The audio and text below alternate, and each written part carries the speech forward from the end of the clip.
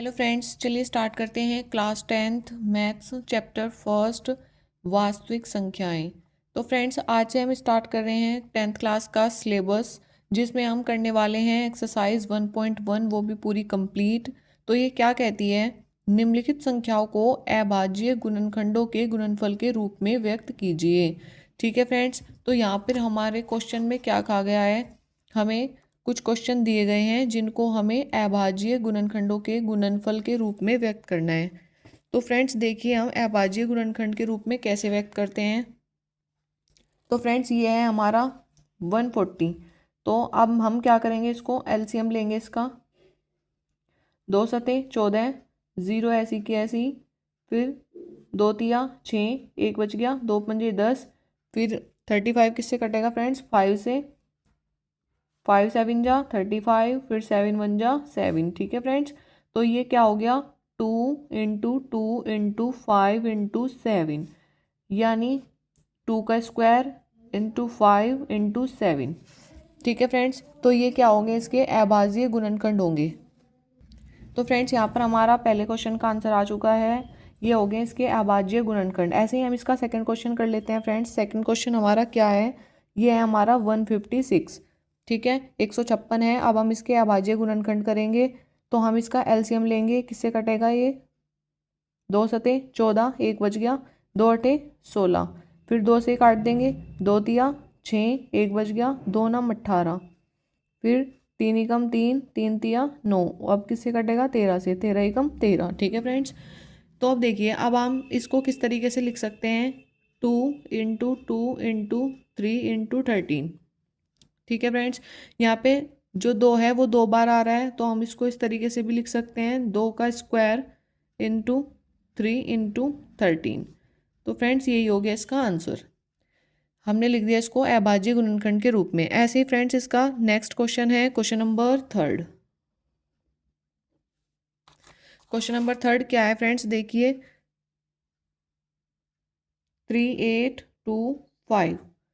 ठीक है, अब हमें इसको भी अभाज्य गुणनखंड के रूप में लिखना है, तो हम इसका एलसीएम लेंगे। कैसे सोल्व करते हैं हम इसको? लास्ट में 5 है, तो ये संख्या किससे कटेगी? देखिए फ्रेंड्स, जिस भी डिजिट के लास्ट में या तो 0 होता है या फिर 5 होता है, वह डिजिट हमेशा 5 से कटती है। तो हम इसको किससे डिवाइड करेंगे? 5 से। तो करो, 5 सते 35, कितने बच गए? 3, यानी कि 32 हो गए, 32 हो गया, फिर 5 अंक 30, फिर 2 बच गए, फिर 5 पंजे 25, फिर 5 से काटेंगे, 5 एकम 5, 2 बच गए फ्रेंड्स। यहाँ पे कितना बचा? अभी हो गया 26, तो 5 पंजे 25 और 5 दिया 15। अब बताइए फ्रेंड्स, ये किससे कटेगा? 153 किससे कटेगा? देखिए, ये जो डिजिट दी गई है इसका सम करके देख लो। 5 और 1 6, 6 और 3 9। तो अगर किसी डिजिट का सम इस तरीके से आए कि वो 3 के टेबल में आता हो, तो वो डिजिट 3 से डिविजिबल होती है। तो यानी अब हम इसको किससे काटेंगे? 3 से। 3 5 जा 15, 3 1 जा 3। अब देखिए, इसका सम कितना बैठ रहा है? 6, तो यानी कि ये भी 3 से डिविजिबल है, तो फिर काटो। 3 1 जा 3 और 2 बच गए यहाँ पे, यानी 21 हो गया। 3 7 जा 21। अब किससे काटेंगे फ्रेंड्स इसको? 17 से। 17 1 जा 17। तो अब ये क्या हो गया? 5 × 5 × 3 × 3 × 17। तो यानी इसको अभाज्य गुणनखंड क्या होंगे इसके? 5 का स्क्वायर इंटू 3 स्क्वायर इंटू 17। ये हो गया हमारा आंसर। ठीक है फ्रेंड्स, समझ में आया? अगर नहीं समझ में आ रहा है, किसी प्रॉब्लम है किसी भी क्वेश्चन में, तो प्लीज़ कमेंट करके ज़रूर पूछिएगा। अब करते हैं इसका नेक्स्ट क्वेश्चन, जो कि क्या है हमारा 5005। ठीक है फ्रेंड्स, अब देखिए इसको अभाज्य गुणनखंड के रूप में कैसे लिखेंगे। ये डिजिट जो है किससे डिविजिबल है? तो फ्रेंड्स, किससे कटेगा ये? अब देखिए, 5005 है, तो ये हम 5 से काट देंगे। 5 1 जा 5, 0 as it is, 0 as it is, फिर 5 1 जा 5। अब ये क्या होगी हमारी? 1001 है, तो ये किससे कटेगी?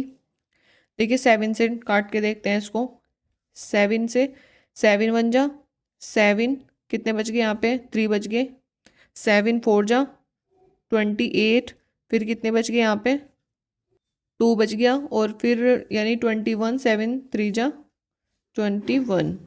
ठीक है फ्रेंड्स, अब ये हो गया 143। ये किससे काटेंगे, अब 11 से काट के देखते हैं। 11 1 जा 11, यहाँ पे 3 बच गए तो 11 3 जा 33। फिर 13 से काटेंगे, 13 1 जा 13। ठीक है फ्रेंड्स, तो अब ये क्या हो गया, इसके अभाज्य गुणनखंड होंगे 5 इंटू 7 इंटू 11 इंटू 13। ठीक है, तो ये हैं हमारे इसके अभाज्य गुणनखंड। तो देखिए फ्रेंड्स, कितने इजीली हम इनका अभाज्य गुणनखंड निकाल सकते हैं। हमें कुछ नहीं करना है, सिर्फ इनको एलसीएम निकालना है इनका, और फिर इस तरीके से रख लेना है। अब हमारा इसमें एक लास्ट क्वेश्चन बचा है 7429। तो आइए फ्रेंड्स यहाँ पे कर लेते हैं। इसका फोर्थ पार्ट क्या है, 7429। तो बताइए फ्रेंड्स, ये किस चीज़ से डिविजिबल है, किससे कटती है ये डिजिट। तो फ्रेंड्स, ये डिजिट किससे कटेगी, देखिए अभी मैं इसको 17 से डिवाइड करके देखती हूँ। ठीक है, तो देखिए 17 चौका 68। अब बताइए 74 में से जब 68 माइनस होगा तो कितना बचेगा। तो यहाँ पे बचा फ्रेंड्स 6। अब ये कितनी होगी डिजिट हमारी, 62 होगी। अब 62 17 पे कितनी बार चलता है, सॉरी फ्रेंड्स, यहाँ पे 68 नहीं लिखा जाएगा, क्या लिखा जाएगा, 4 लिखा जाएगा, क्योंकि 4 बार चला है ना। 17 चौका 68, फिर हमारे 6 बचे, तो ये हो गया हमारा 62। अब चलेगा 17 तिया 51। अब कितने बचे, तो फ्रेंड्स 52 में से, सॉरी 61 में से 52 गए, बचे 11, और फिर हमारे ये बच रहा था यहाँ पे 9, तो यानी कितना हो गया, 119 हो गया। अब 17 का पहाड़ा 119 पे कितनी बार चलता है, 17 सत्ते 119। ठीक है फ्रेंड्स, तो अब हम ये डिजिट बच गई हमारी 437। अब ये किससे कटेगा, अब इसको देखते हैं 19 से काट के। 19 दूनी 38, 43 में से 38 गए, कितने बचे, 5 बच गए फ्रेंड्स। तो ये क्या हो गया हमारा 57 हो गया। तो 19 तिया 57। ठीक है, अब किससे काटेंगे इसको, 23 से, 23 बन जा 23। ठीक है फ्रेंड्स, तो अब हम इसको किस तरीके से लिख सकते हैं, हम लिख सकते हैं इसको 17 गुना 19 गुना 23। ठीक है, 17 इंटू 19 इंटू 23। तो ये हमारे क्या होंगे, इसके अभाज्य गुणनखंड होंगे, क्योंकि हम इसको किसी और तरीके से नहीं लिख सकते, सिर्फ इस तरीके से ही लिखा जाएगा। तो ये थे क्वेश्चन नंबर फर्स्ट के 5 क्वेश्चन थे। क्वेश्चन नंबर फर्स्ट में इसके 5 पार्ट्स थे, वो जो कि मैंने कवर कर लिए हैं। तो देखिए फ्रेंड्स, सारे क्वेश्चंस कितने आसान थे, समझ में आए आपको। ठीक है फ्रेंड्स, अब करते हैं इसका क्वेश्चन नंबर सेकंड। तो फ्रेंड्स, अब हम इसका करते हैं question number second. Question number second क्या कहता है, पूर्णांकों के निम्न युग्मों के एचसीएफ और एलसीएम ज्ञात करें। अभी हमें 2 संख्याएं दी गई हैं, इनका एलसीएम और एचसीएफ निकालना है। तो अगर ऑब्जेक्टिव में भी हमारे से क्वेश्चन पूछा जा सकता है, ये फॉर्मूला 2 संख्याओं का गुणनफल बराबर होता है एचसीएफ इंटू एलसीएम के। ठीक है फ्रेंड्स, तो अभी मुझे ये 2 संख्याएं दी गई हैं, मैं इनका एचसीएफ और एलसीएम निकालना है मेरे को। तो कैसे निकाल लेंगे, हम दोनों डिजिट को अलग अलग रख लेंगे।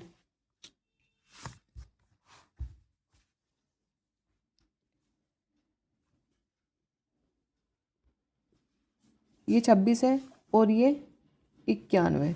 तो 26 का एलसीएम निकालते हैं, तो 2 एकम 2, 2 तिया 6। फिर किससे करते हैं, 13 से, 13 एकम 13। ठीक है फ्रेंड्स, अब करते हैं, ये संख्या किससे कटेगी, 91 7 से कट जाएगी, 7 एकम 7 और 7 तिया 21। फिर 13 से, 13 एकम 13। तो अब हम इसका निकालते हैं एचसीएफ। एचसीएफ का मतलब होता है हाईएस्ट कॉमन फैक्टर। तो देखिए फ्रेंड्स, इन दोनों डिजिट में जो भी डिजिट कॉमन है वही इसका एचसीएफ हो जाएगा। तो क्या कॉमन है हमारा यहाँ पर, 13। ठीक है, तो ये हो गया हमारा एचसीएफ। और एलसीएम क्या होता है फ्रेंड्स, एलसीएम देखिए कैसे निकालते हैं, 2 इंटू 13 इंटू 7। तो इन तीनों संख्याओं की मल्टीप्लाई कर देंगे, जौन सी भी संख्या जिसमें ज़्यादा होगी हम वो वाली संख्या उठाते हैं। जैसे मैंने देखा यहाँ पे 2 है और 13 है, तो 2 और 13 लिख लिया। और मैंने यहाँ पे देखा 7 और 13 है, तो सिर्फ 7 लिखेंगे, क्योंकि 13 हम एक बार लिख चुके। तो अब सबकी मल्टीप्लाई करो, 13 दूनी 26 और 26 सते 182। ठीक है फ्रेंड्स, मुझे एचसीएफ और एलसीएम निकालना था, जो कि मेरा यहीं पर आंसर आ चुका है। लेकिन क्वेश्चन में कहा गया है कि दो संख्याओं का गुणनफल बराबर HCF इंटू LCM, इस फॉर्मूले की भी हमें जांच करनी है। तो अब देखिए इस फॉर्मूले से कैसे करते हैं। ये दो डिजिट दी गई हैं तो इसमें रखेंगे दो संख्याओं का गुणनफल, यानी कि 26 और 91 का गुणनफल बराबर होता है HCF इंटू LCM। तो HCF कितना है फ्रेंड्स, यहाँ पे 13 है और LCM कितना है यहाँ पे 182। ठीक है, अब 26 की मल्टीप्लाई 91 में करो, 26 ही कम 26, तो दो हासिल लग गए, 26 नम्मा यहीं पे निकाल लेंगे, 26 नम्मा 9 छिकी 54 का 4 का हासिल 5, 9 दूनी 18, 18 और 5 23। ठीक है फ्रेंड्स, तो यहाँ पे हो गया 2 3 4 6। इसी तरीके से अब आप 182 की मल्टीप्लाई किस में करेंगे 13 में, तो देखिए यही आता है क्या, 13 दूनी 26 का 6 का हासिल 2, 13 अट्ठे, सॉरी फ्रेंड्स यहाँ पे दो कैरी भी थे जो कि मैंने लगाए नहीं, तो ये होगा 26 66। ठीक है, अब हम यहाँ पे कर रहे थे 13 दूनी 26 का 6 का हासिल लगे 2, 13 104, 104 और 2 कितने हो जाएंगे 106, 10 हासिल हो गए, 13 एकम 13 और 10 23। ठीक है, तो फ्रेंड्स इधर भी कितना आ गया 23 66। तो हमने क्या कर लिया, इस फॉर्मूले की जांच कर ली। ठीक है फ्रेंड्स, तो यानी हमारा आंसर जो है वो सही है। अभी हम क्या कर सकते हैं, अगर हमें दो डिजिट दे रखी है और सिर्फ HCF दे रखा है तो हम इसी फॉर्मूले से LCM भी निकाल सकते हैं। कैसे निकालेंगे देखिए, मुझे दो डिजिट दी गई थी 26 और 91। मान लिया मुझे दो डिजिट दे दी 26 और 91। तो देखिए फ्रेंड्स, मुझे दो डिजिट दी गई हैं 26 और 91। अगर मुझे HCF या LCM में से कुछ एक दिया होता, मान लिया मुझे LCM दिया होता, LCM दिया होता कितना आया 182। ठीक है, और मुझसे HCF पूछा जाता। ठीक है फ्रेंड्स, अगर मुझे किसी भी क्वेश्चन में दो डिजिट दे दी, HCF या LCM में से कुछ दे दिया और दूसरा कुछ निकालना है, तो मैं डायरेक्ट इस फॉर्मूले में रख के अपना HCF या फिर LCM फाइंड कर सकती हूँ। ये फॉर्मूला मुझे इसीलिए दिया गया है। देखिए क्या कहता है, दो संख्याओं का गुणनफल, तो दो संख्या हमारी है 26 और 91, इनका गुणनफल कर दो। वो किसके बराबर होता है HCF इंटू LCM के, चूँकि मेरे पास HCF है नहीं, LCM कितना है 182। ठीक है, तो यहाँ से हम HCF फाइंड आउट कर लेंगे, 26 इंटू 91 अपॉन 182। ठीक है, अब मुझे इसको सॉल्व करना है और यहाँ से मेरा क्या निकल जाएगा, HCF निकल के आ जाएगा। तो देखिए इसको कैसे काटते हैं, 91 एकम 91, 91 दूनी 182, फिर 2 से 26 कट जाएगा 13 बार, तो यानी कि HCF कितना आ जाएगा मेरा 13। ठीक है फ्रेंड्स, तो देखिए यहाँ पे भी HCF कितना था 13 था और यहाँ पे भी निकल के कितना आ गया 13। तो इस तरीके से आप HCF और LCM भी निकाल सकते हैं। अब नेक्स्ट करते हैं इसका क्वेश्चन नंबर सेकंड। तो देखिए फ्रेंड्स, इसका क्वेश्चन नंबर सेकंड क्या है, 510 और दूसरी डिजिट क्या दी गई है 510 और 92। ठीक है फ्रेंड्स, ये हमें दो डिजिट दे दी। तो देखिए इसमें कैसे निकालते हैं, सबसे पहले हम इनका LCM और HCF निकालेंगे, उसके बाद इस फॉर्मूले से हम जांच करेंगे कि हमारे HCF और LCM दोनों क्या ठीक हैं। अब देखो 510 का LCM निकाल दो, 2 दूनी 4, एक बच गया, 2 पंजे 10, एक बच गया, 2 पंजे 10। अब देखिए फ्रेंड्स, इसके लास्ट में कितना है 5 है, तो ये संख्या भी किससे कटेगी 5 से, तो काटिए, 5 पंजे 25, 5 एकम 5। अब बच गया 51, 51 किससे कटेगा, 5 पंजे 25, सॉरी शायद ये गलत हो गया, एक मिनट देखते हैं, 2 दूनी 4, एक बच गया, 2 पंजे 10, एक बच गया, 2 पंजे 10। ठीक है, फिर 5 पंजे 25, 5 एकम 5, उसके बाद किससे काटेंगे, अब देखिए किससे काटेंगे इसके, देखो ये 5 है और ये 1 है, यानी कि 5 और 1 हो गया 6, तो 6 किससे कटता है 3 से, तो देखिए 3 से काट दीजिए इसको, 3 1 जा 3, 3 एकम 3। ठीक है, 2 बच गए, 3 सते 21। अब किससे काटेंगे 17 से, 17 एकम 17। ठीक है फ्रेंड्स, ऐसे ही हम ये जो बाण में दिया गया है इसको काटेंगे, 2 चौक 8, एक बच गया, 2 छिकी 12, 2 दूनी 4, 2 तिया 6। और अब किससे कटेगा ये 23 से कटेगा, 23 एकम 23। तो मुझे क्या निकालना है, पहले इसका HCF निकालना है। HCF क्या होता है, कॉमन फैक्टर, तो देखिए फ्रेंड्स, इन दोनों में क्या डिजिट कॉमन है? एक तो ये 2 है जो इधर भी है इधर भी है, तो ये आ जाएगा 2। फिर दूसरी डिजिट क्या आएगी? कुछ भी नहीं फ्रेंड्स, और तो कुछ भी कॉमन नहीं है दोनों साइड, तो HCF कितना हो जाएगा इसका? 2। ठीक है फ्रेंड्स, अब क्या निकालते हैं हम? इसका LCM निकालते हैं। LCM में क्या लेते हैं? जो डिजिट सबसे ज़्यादा बार आ रही होती है वो लेते हैं। जैसे इसमें 2 है, वो कितनी बार आ रहा है? 2 ही बार आ रहा है, तो इसमें से 2 इस वाले में से उठा लेंगे। फिर 5 ले लेंगे, फिर 3 ले लेंगे, फिर 17 ले लेंगे और फिर 23 ले लेंगे। ठीक है फ्रेंड्स, तो ये इन सब की मल्टीप्लाई करने के बाद क्या आएगा हमारा? 2 3 4 6 0। ठीक है, ये आ गया हमारा 2 3 4 6 0। इन सब की मल्टीप्लाई करने के बाद आ गया, तो ये क्या हो गया? हमारा LCM हो गया। ठीक है, अब हमें क्या करना है? इस उत्तर की जांच भी करनी है कि ये ठीक आया है या नहीं आया। तो आप क्या करेंगे? इस फॉर्मूले में रख देंगे दो संख्याओं का गुणनफल। दो संख्या क्या है हमारी? 510 गुना 92, वो किसके बराबर आना चाहिए? HCF इंटू LCM के। ठीक है फ्रेंड्स, इन दोनों की मल्टीप्लाई करके देख लेना, दोनों सेम आएगा। तो यहाँ पे स्पेस नहीं है, मैं थोड़ा यहाँ पे बता देती हूँ फ्रेंड्स कैसे करते हैं। मुझे क्या करना है? 510 की गुना करनी है 92 में, और वो किसके इक्वल आएगा? 2 गुना 23 4 60। ठीक है, तो पहले तो 2 की गुना करो इसमें। 2 0 0, 2 छिकी 12 का 2 का हासिल लगा 1, 2 चौक 8 और 1 9, 2 तिया 6, 2 दूनी 4। ठीक है, इधर तो ये आ गया। अब ये है 510 की गुना करेंगे 92 में, ऐसे कर लो फ्रेंड। 2 0 0, 2 एकम 2, 2 पंजे 10, 9 0 0, 9 एकम 9, 9 पंजे 45। अब ऐड कर लेंगे 0 2 9 6 4। ठीक है फ्रेंड्स, तो इधर भी कितना आ गया? 4 6 9 2 0। तो दोनों साइड हमारी सेम डिजिट आ गई, तो यानी कि हमारा आंसर जो है वो सही है। ठीक है फ्रेंड्स, तो देखिए कितना आसान था इसको निकालना। इन क्वेश्चन में सबसे पहले हमें LCM और HCF निकालना है, उसके बाद उत्तर की जांच करनी है। ऐसे ही अब हम इसका करते हैं थर्ड पार्ट।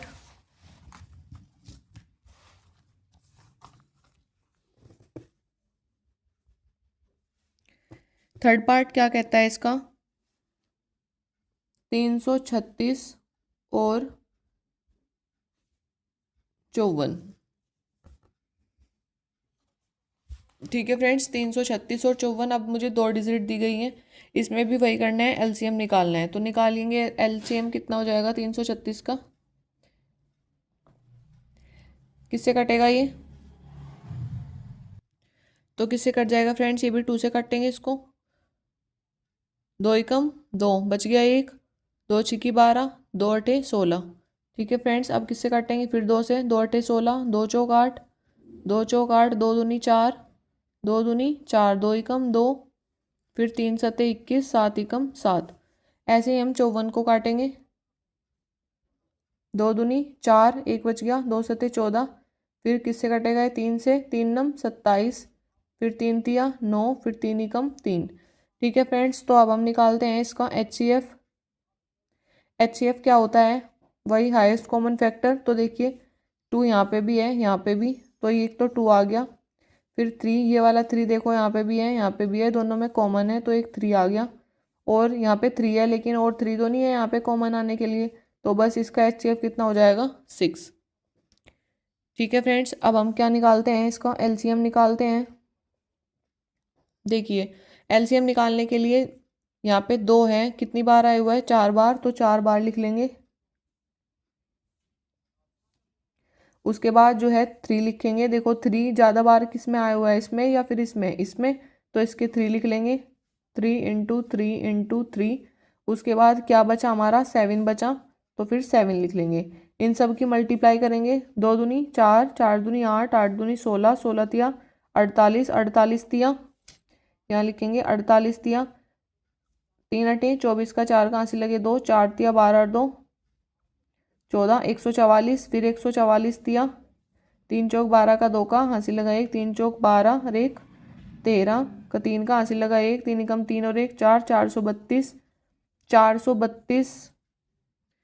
अब 432 सते देखेंगे फ्रेंड्स, कितने हुआ 432 सते, 7 दूनी 14, 14 का 4 का हासिल लगा 1, 7 तिया 21, 21 और 1 22, हासिल लगे 2, 7 चौक 28, 28 और 2 30। ठीक है, तो ये आ गया हमारा 3024। तो ऐसे हमने एलसीएम भी निकाल लिया और फ्रेंड्स एचसीएफ भी। तो अब मुझे क्या चेक करना है, मुझे चेक करना है उत्तर की जांच कि ये सही है या फिर गलत। तो कैसे, वही फॉर्मूला यूज़ करेंगे, दो संख्याओं का गुणनफल बराबर एचसीएफ इंटू एलसीएम। तो दो संख्याएं क्या है हमारी, एक तो ये है 336 और एक ये है 54। तो दोनों संख्याओं का गुणनफल बराबर क्या होता है, एचसीएफ इंटू एलसीएम। ठीक है फ्रेंड्स, तो अब देखिए एल मल्टीप्लाई करते हैं, पहले 6 की मल्टीप्लाई यहाँ पे करते हैं, 6 चौक 24 का 4 का हासिल लगे 2, 6 दूनी 12 और 2 14 का 4 का हासिल लगा 1, 6 18। ठीक है, तो राइट हैंड साइड आ गया हमारा ये। अब हम देखते हैं इधर 336 की मल्टीप्लाई हमें 54 में करनी है। तो 4 6 की 24 का 4 का हासिल लगे 2, 4 तिया 12 और 2 14 का 4 का हासिल लगा 1,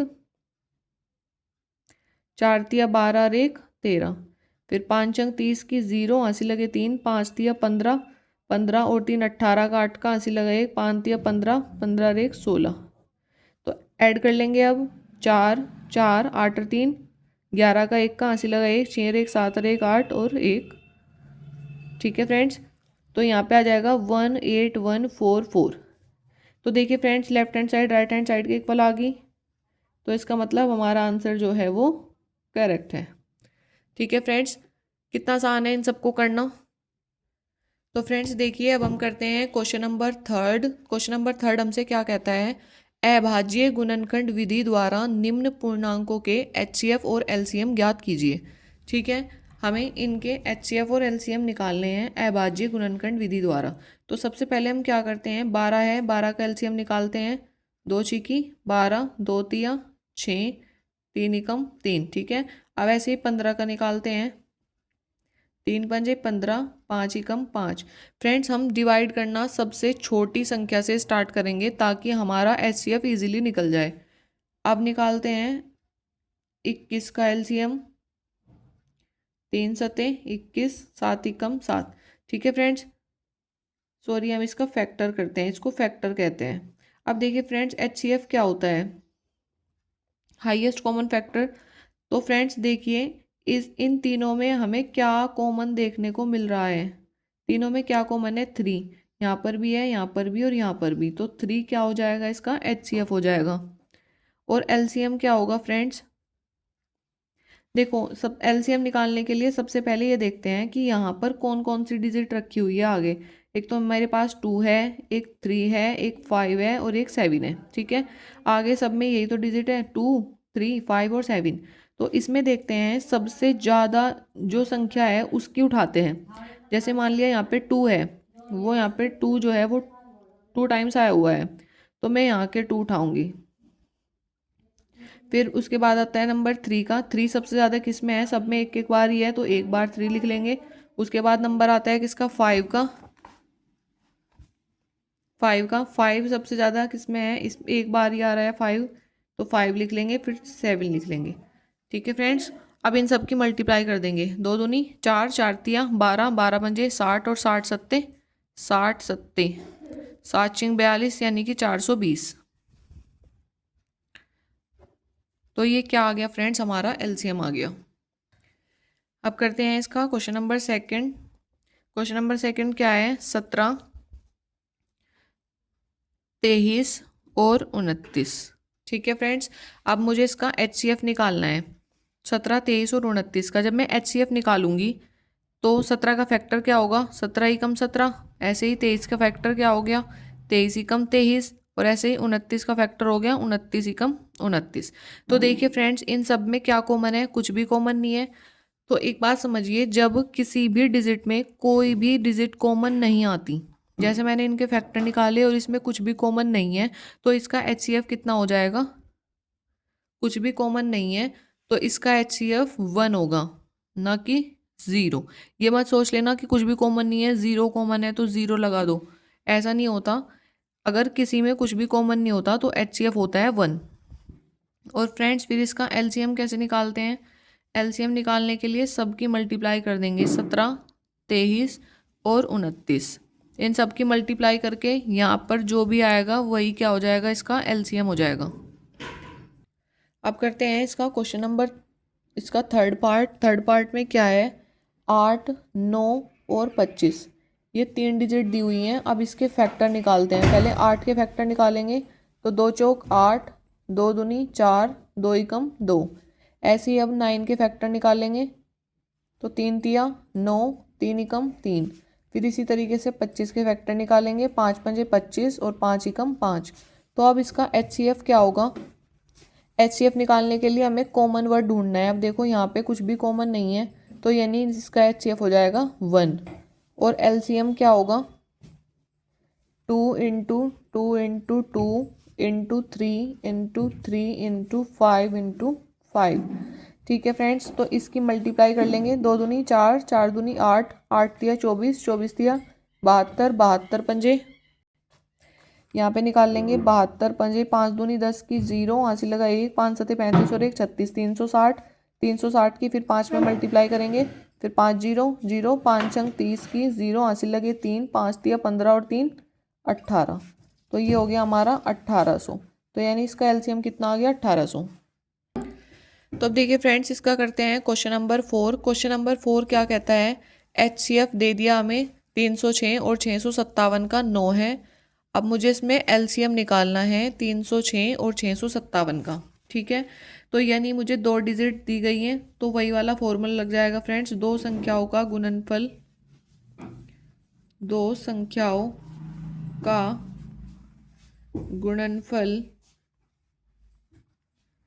बराबर HCF इंटू LCM। ये फॉर्मूला है हमारे पास, दो संख्याओं का गुणनफल बराबर HCF इंटू LCM। तो हमारी दो संख्या क्या है? ये है 306 और 657। इनका गुणनफल कर देंगे, वो किसके इक्वल है? HCF इंटू LCM के। HCF क्या है हमारा? 9 इंटू LCM क्या है हमें पता नहीं, ये हमें फाइंड आउट करना है। तो LCM हम इधर ही रखेंगे। ये जो 9 इसके साथ मल्टीप्लाई में है, ये कहाँ चला जाएगा? डिवाइड में। तो अब इस डिजिट को काटेंगे, 3 से काट के देखते हैं। 3 तिया 9, 3 एकम 3 और 3 दूनी 6। ठीक है, फिर से 3 से कट जाएगी ये। 3 तिया 9, 1 बचा, 3 चौक 12। अब ये बचा 34 into 657 is equal to LCM। अब 657 की मल्टीप्लाई 34 में करेंगे।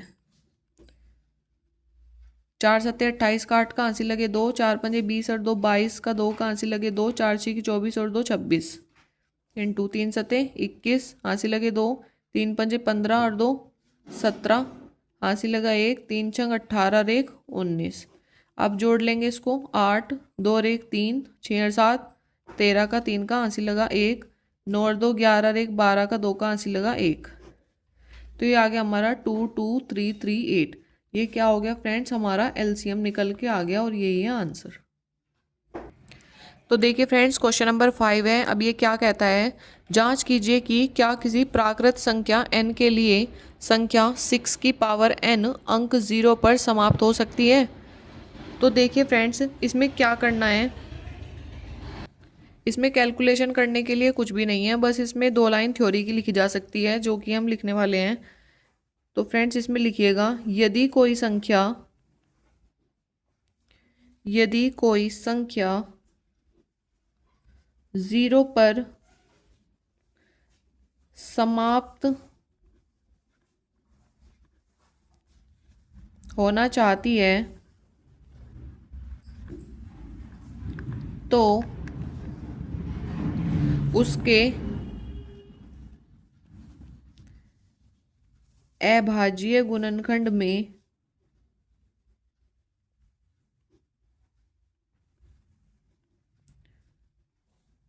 कम से कम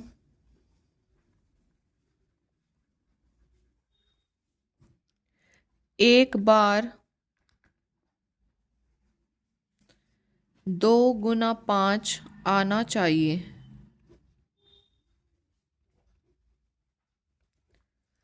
ठीक है फ्रेंड्स, अगर कोई संख्या 0 पे समाप्त होना चाहती है तो उसका जो फैक्टर करेंगे हम, उसके फैक्टर में 2 इंटू 5 आना चाहिए, क्योंकि 2 इंटू 5 क्या होता है, 10 होता है, और 10 के लास्ट में क्या आता है, 0। तो यानी अगर जैसे ये 6 है, 6 के फैक्टर करेंगे, हमें क्या मिला, 2 इंटू 3 मिला, 2 इंटू 5 तो नहीं मिला। तो यानी कि इसमें कुछ भी कर लें, ये इसके गुणनखंड में कभी भी 0 नहीं आएगा, इसके लास्ट में कभी भी 0 नहीं आएगा। तो यहाँ पे लिख देंगे 6 के अभाज्य गुणनखंड करने पर 2 गुना 5 नहीं आता, अर्थात यह कभी 0 पर समाप्त नहीं हो सकती।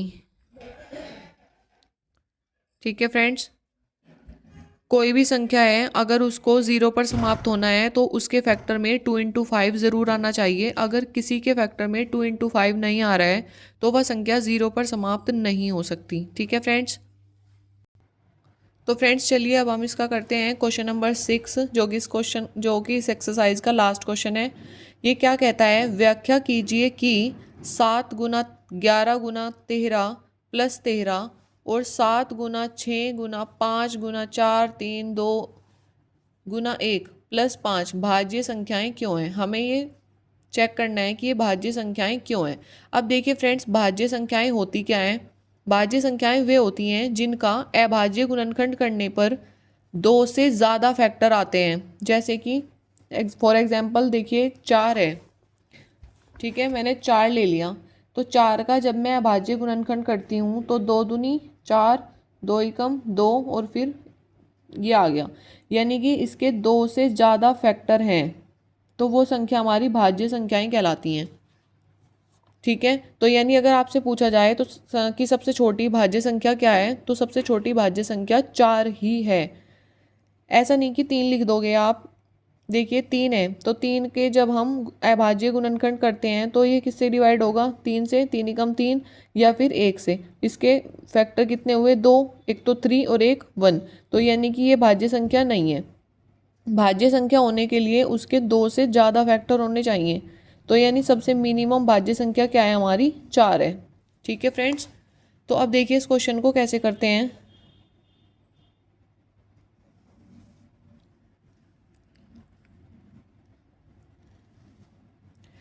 ये है हमारा 7 गुना 11 गुना 13 प्लस 13।